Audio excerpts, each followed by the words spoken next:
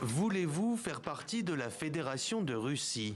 Sous l'œil de Moscou, le vote de ces militaires de l'autoproclamée République populaire de Louhansk ne fait pas l'ombre d'un doute. C'est le premier jour du vote sur la République populaire de Lougansk qui rejoint la Fédération de Russie.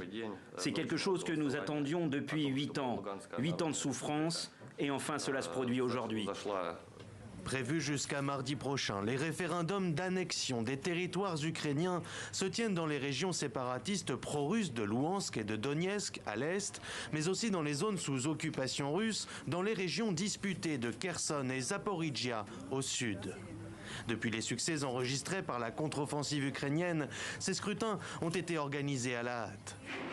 L'instance électorale de Donetsk a ainsi décidé d'organiser le vote en porte-à-porte.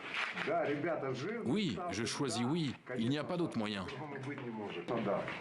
Officiellement, par souci de sécurité. Sous l'œil des caméras des médias officiels, le secret de l'isoloir est tout relatif. Les autorités séparatistes assurent agir en toute transparence.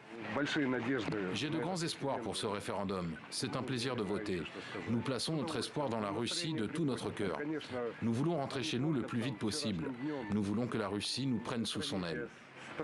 Parce qu'ils y sont favorables, parce qu'ils ont peur ou sont fatigués par la guerre, ou encore parce qu'ils pensent qu'ils seront persécutés par Kiev pour trahison, nombre d'habitants de ces régions contrôlées par Moscou perçoivent la Russie comme seule capable de leur offrir un avenir. De mon point de vue, les perspectives seront bien meilleures qu'avec l'Ukraine.